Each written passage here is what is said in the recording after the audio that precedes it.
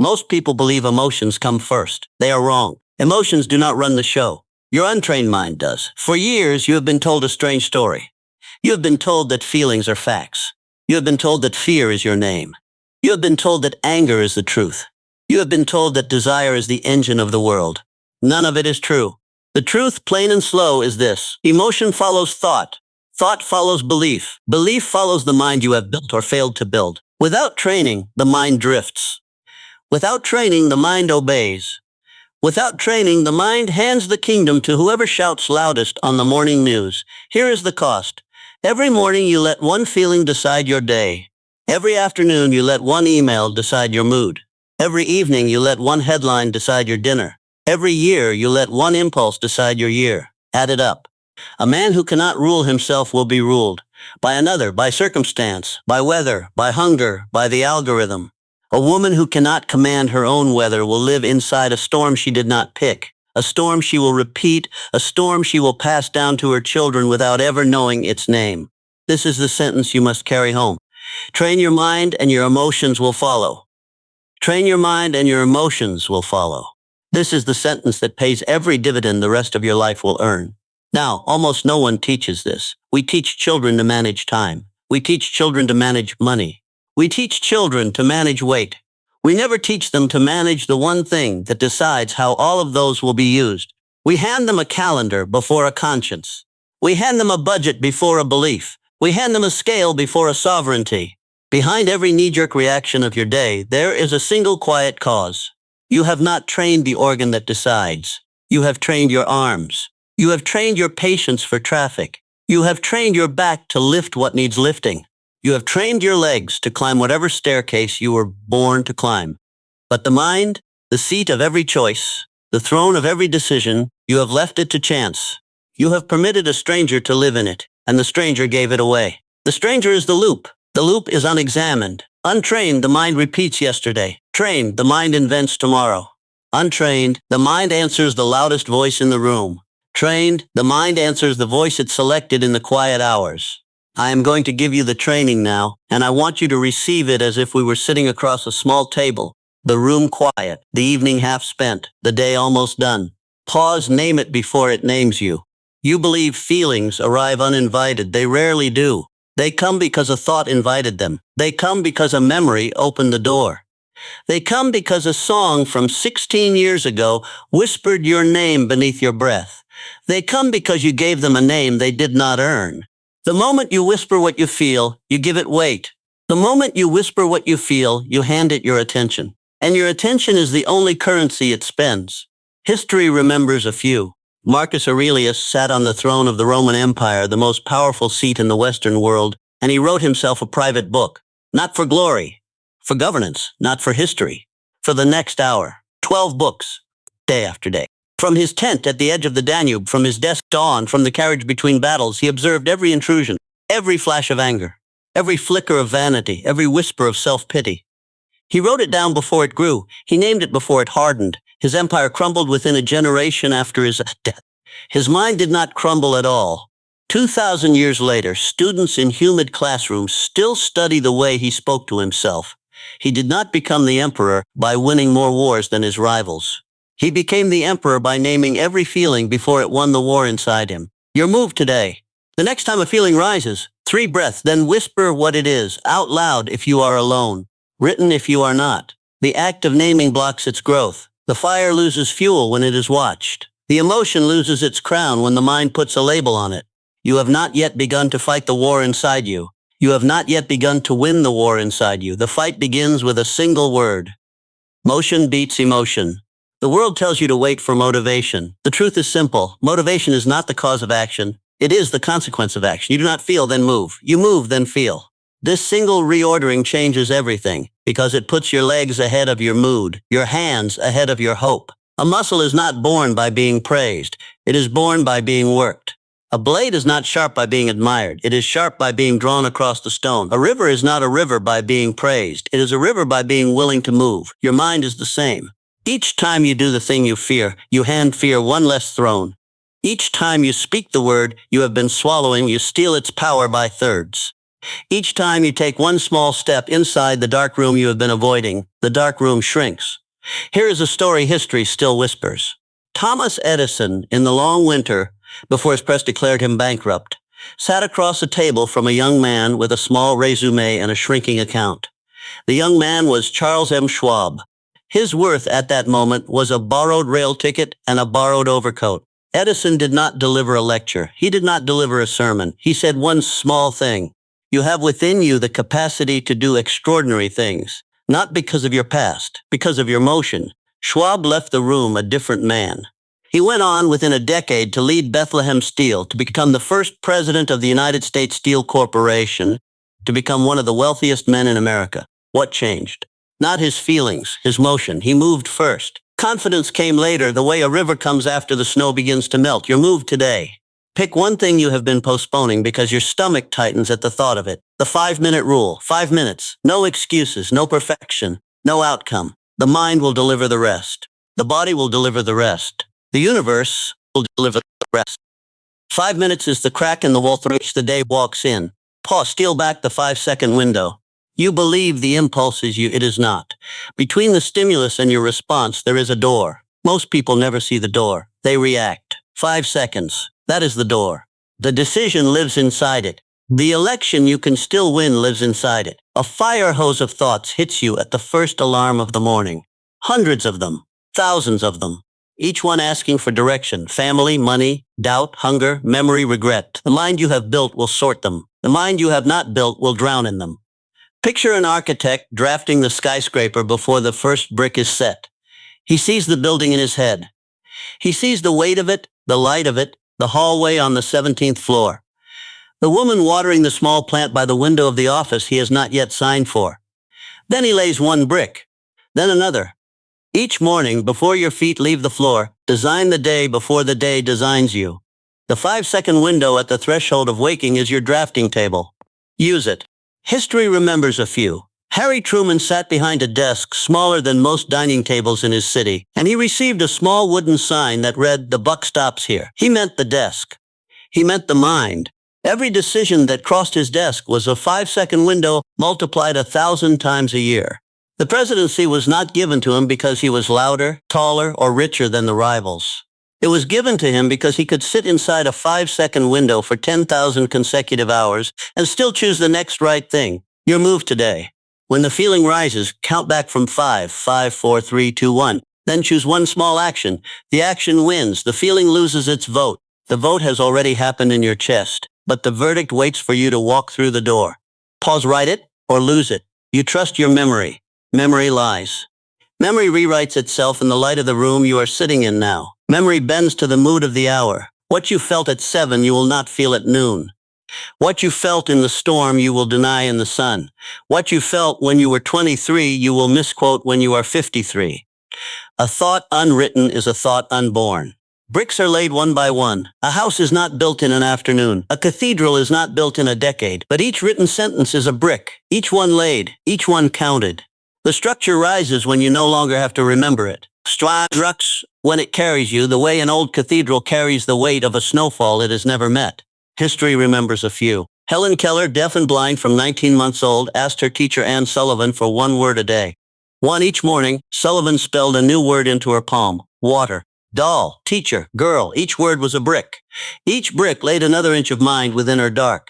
She did not at first understand language as we do. She accumulated it. One brick. One brick. One brick. There was a moment, at the water pump, when the word and the cold water and the feeling of the earth inside her hands became one thing.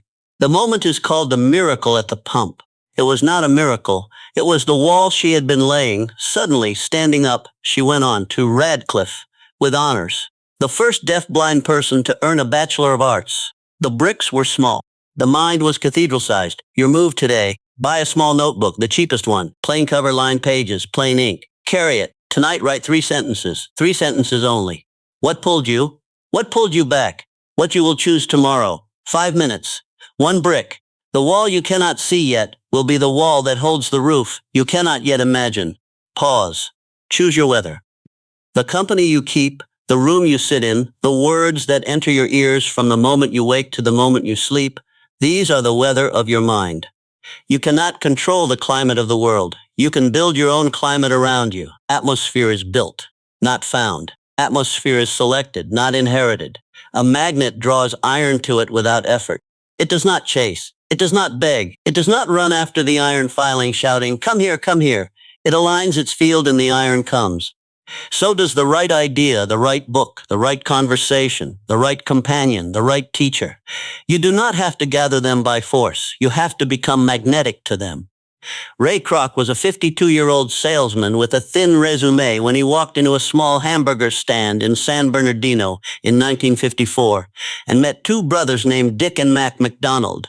A milkshake mixer salesman walked into a small kitchen and saw a future. The day he stood in that kitchen, he had no equity, no franchise, no safety net, no brand, no television commercial. What he had was the company of his own imagination, sharpened by 20 years of asking why. He listened to the brothers. He aligned his vision with theirs. He aligned his weather with theirs. The magnet worked. McDonald's became the largest restaurant company on the earth, not by an accident of weather, but by an architect of weather. Your move today. Audit the weather. Name one feed that makes you weaker. Name one feed that makes you sharper. Drop one, add one. The climate of a mind is built one exchange at a time. You cannot change the ocean, but you can choose which shoreline you wake up on. Pay the failure tax. You believe failure is the end. Failure is a toll. Pay it. Continue. The moment you treat failure as a stopping place, the mind begins to die. The moment you treat failure as tax, the mind begins to grow. Walt Disney was told his first studio was finished. The bank withdrew its line. The partners left. The loans came due. He lost his hair after that winter. He lost his peace for years after that winter. He did not lose his mind. He took the receipt and walked into his uncle's garage with one brother, with one desk, with one small lamp, and he built again. The second studio became Walt Disney's. Studio Snow White, Fantasia, Cinderella, Pinocchio, Bambi, Disneyland, Walt Disney World. The kingdom was not given to him. The kingdom was taxed into him. Each studio collapse was a toll. Each toll was a brick. Each brick was a kingdom. A blade becomes a blade by failing to be anything else. Fire forges steel into something only fire can shape. The broken edge is the proof of the temper. The scratch on the metal is the signature of the forge. You have not been broken. You have been laid down for the temper. You have not been ruined. You have been re-readied for the cut you were made for. Your move today. Identify the last thing you failed at. Write the title on the first line. Now write the tax underneath. What did it cost? What did it teach? What will you do differently at the next toll? Pay it. Receipt in hand. Leave the booth. Smile at the next traveler you meet on the road. Pause. Steward the throne.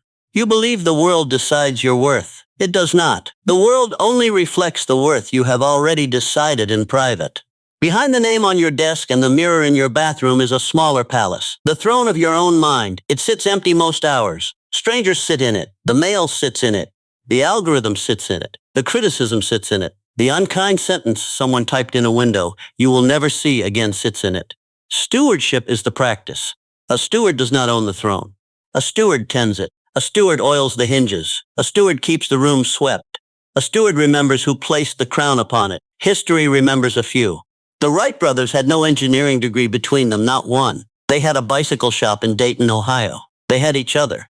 They had a question carved into their minds for 7 years before they carved the question into the air at Kitty Hawk. Why will the wing lift? They did not wait for the answer to arrive. They did not wait for a school to authorize it. They ruled the throne of their own curiosity. They tended that throne each night in the bicycle shop, reading Smoke and Wire, reading Bird Feathers and Sand Dunes. The world answered them in 12 seconds over the dunes of North Carolina in December 1903. 12 seconds, 7 years, one throne, 2 brothers, no degrees. Your move today. Decide one sentence that will govern tomorrow. Write it, read it, hold it like the first brick of a cathedral. The day will test it, the day will lose. Now listen. Here is the single reason any of this works. Behind every one of these principles lies one inner force, not discipline. Discipline is downstream, not willpower. Willpower is the slave, not the master. Not luck. Luck is the weather. The force is identity. Each principle is not a rule you obey. It is a vote you cast about who you are. The moment you write 3 sentences in a notebook, you are no longer the person who forgets. The moment you move through fear for 5 minutes, you are no longer the person who hides. The moment you name the feeling before it grows, you are no longer the person who is owned. The moment you pay the toll, you are no longer the person who quits. Each act is a vote. The votes accumulate. The votes accumulate into a portrait. The portrait becomes the man. The portrait becomes the woman. But here is the truth. What all of these rules share is not discipline. It is identity. Identity is what you owe yourself. Identity is the book your mind is reading without your permission. You need to read it next. You need to vote on it next. You need to write it next. You need to write the chapter you want the next chapter to remember. Discipline asks, what should I do? Identity answers, who am I becoming? The two are not opposites. The second makes the first effortless. Now listen closely. This part belongs to you alone. You are the center of your universe. Never forget it. Not in a way that makes you small. Not in a way that makes you proud. In a way that makes you responsible. The world has tried to make you small. The screen has tried to make you thin. The applause has tried to make you bend.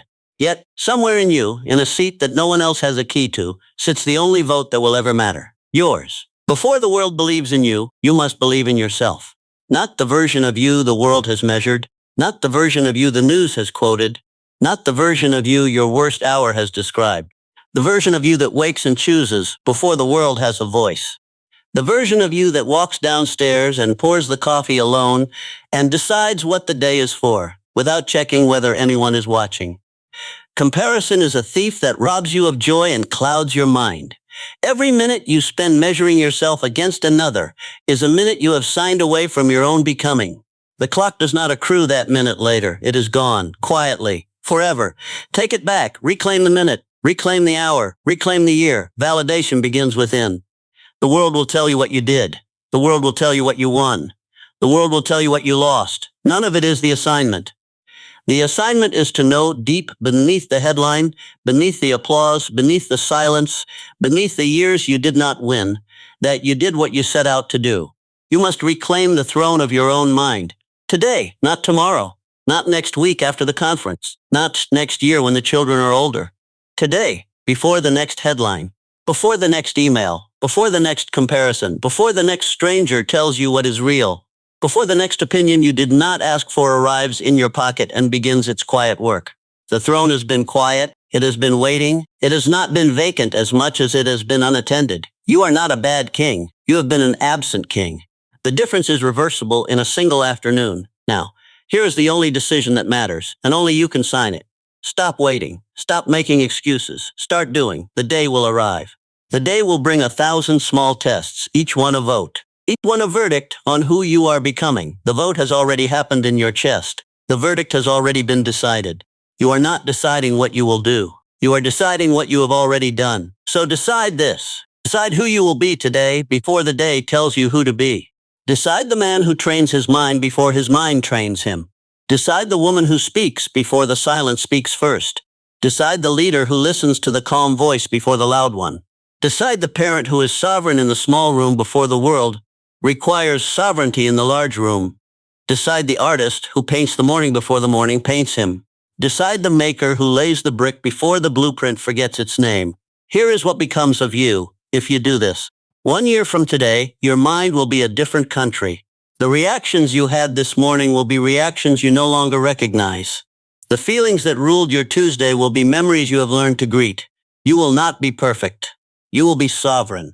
The throne will no longer be empty. The mind will no longer be a stranger. The emotions will no longer arrive uninvited. They will knock. They will wait. They will be heard and then released. Lighthouse, not ship.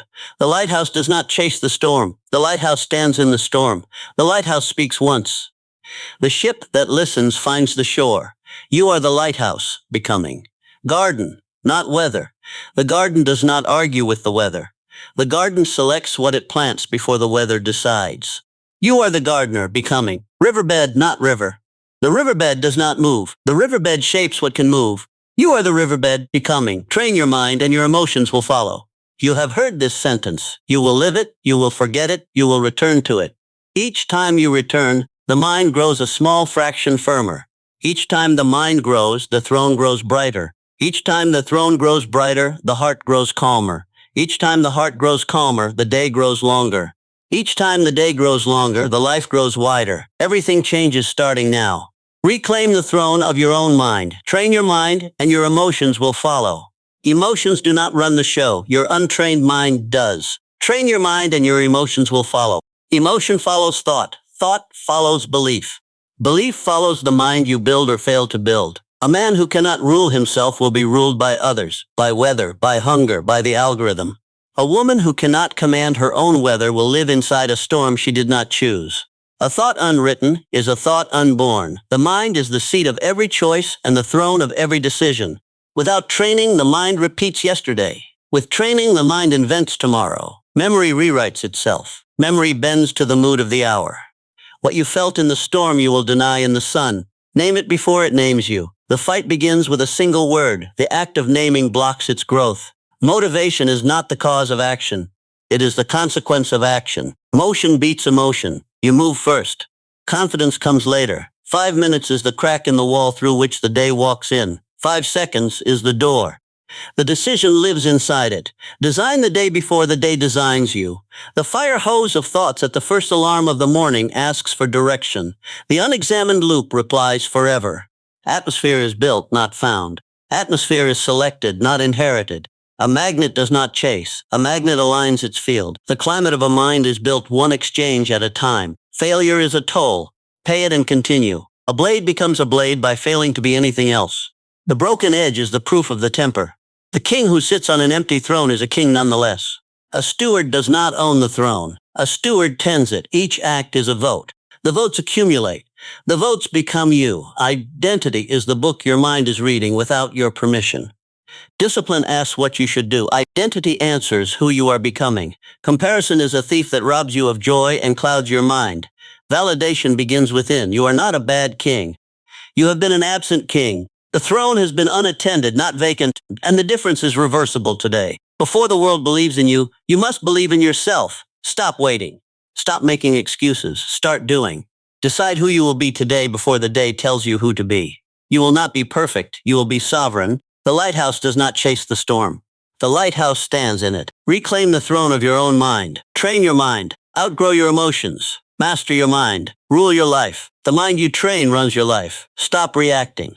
Start training. Reclaim the throne of your mind. Mind training, emotional control, self-mastery, Napoleon strength, mind training, emotional control, growth mindset, self-mastery, mind training, emotional control.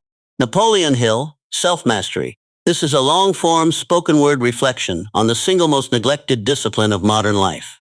Most people have been taught to manage time, money, weight, and inbox. Almost no one has been taught to manage the mind that decides how all of those will be used. The cost shows up in the drift of small hours, in the erosion of small choices, in the slow handing of each day to whoever shouts loudest on the morning news. The training begins with the recognition that emotions are not facts. They are effects. They follow the mind we have built. They follow the beliefs we have not yet examined. They follow the habits we have not yet forged. For anyone willing to begin again, the path is plain, slow, and entirely within reach. The thesis is plain and slow. Train your mind, and your emotions will follow. From that thesis unfold 7 principles the listener can begin this afternoon. Name it before it names you. Motion beats emotion. Steal back the 5-second window. Write it or lose it. Choose your weather. Pay the failure tax. Steward the throne. Each principle is a vote cast about who you are becoming, and behind all 7 lies a single quiet force. Not discipline, not willpower, not luck, but identity. The closing is not a task list. It is a decision the listener signs quietly in the chest before the day has a voice.